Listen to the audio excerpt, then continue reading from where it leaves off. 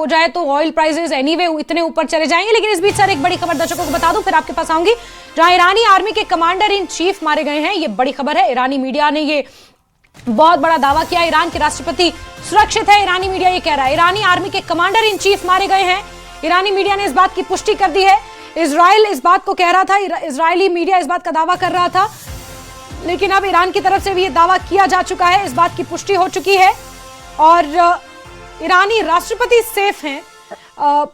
Raghav sir, जिस तरह से स्ट्रैटेजिकली और पूरे तैयारी के साथ आईडीएफ ने ये स्ट्राइक्स की हैं, जो लोकेशंस, जो लोग निशाने पर रहे या जो इंटेलिजेंस के हेडक्वार्टर्स निशाने पर रहे, एयरपोर्ट निशाने पर रहे, एक तरह से ईरान को पूरी तरह से डैमेज करने की कोशिश, और राष्ट्रपति डोनाल्ड ट्रंप का ये स्टेटमेंट कि ईरान सिर खड़ा नहीं कर पाएगा, ये आपस में रेजोनेट करती हैं सर।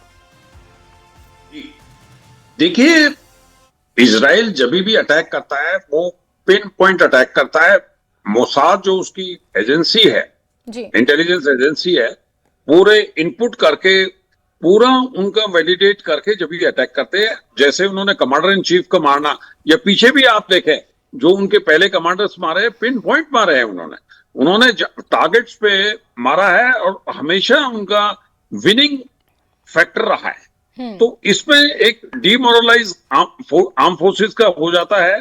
और यस, खुमैनी साहब को बंकर में छुपाया हुआ है, पहले भी उन्होंने उनको ऐसे बंकरों में कर दिया था जहां पे उनके स्ट्राइक ना हो, बट लेकिन उनका भी जो मोसाद टारगेट पे अगर पिन पॉइंट करना है तो मोसाद के लिए बड़ी बात नहीं है। आप ये देखें कि उन्होंने एक प्रोलॉन्ग, मोसाद ने पूरा उनका मैपिंग किया पहले टारगेट्स का, और ओनली सेंसिटिव पॉइंट जो हिट है वही हिट किए। तो ये एक बहुत बड़ी अपने आप में विजय है इजराइल के लिए।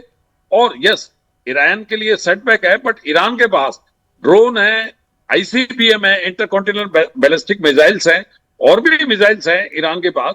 बट इसके लिए बहुत बड़ा सेटबैक है, बिकॉज जो मोराल होता है ट्रुप्स का, जो पहली स्ट्राइक्स होती है वो बहुत बड़ी होती है। उसके बाद में रिकूप करना और उसको कवर करना, डैमेज कंट्रोल को, तो वो बहुत ही लॉजिस्टिक्स बढ़ जाते हैं, तो और कोई बहुत एफर्ट्स, वॉर एफर्ट्स बढ़ जाते हैं।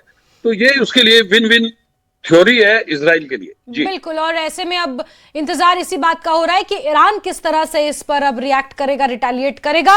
राघव सर, बहुत बहुत शुक्रिया हमारे साथ जुड़ने के लिए और अपनी इनसाइट समय देने के लिए। और इस बीच रिटायर्ड कर्नल टीपी त्यागी सर मेरे साथ जुड़ चुके हैं, डिफेंस एक्सपर्ट हैं। टीपी त्यागी सर, इस सिचुएशन को आप कैसे डिकोड करेंगे, क्या देख रहे हैं? इंतजार हो रहा है ईरान की तरफ से कि ईरान अब आगे क्या करेगा? देखिए, ईरान को टैंकों से तो लड़ाई लड़नी नहीं है, उसको तोप और आर्टिलरी तो इस्तेमाल नहीं करनी है, इन्फेंट्री अटैक तो है नहीं। उसके पास क्या थी? मिसाइल थी, ड्रोन थी, जिनको लॉन्च करने में 7 मिनट, 8 मिनट, 9 मिनट कहीं भी मिडिल ईस्ट कंट्रीज के अंदर वो कर सकता था।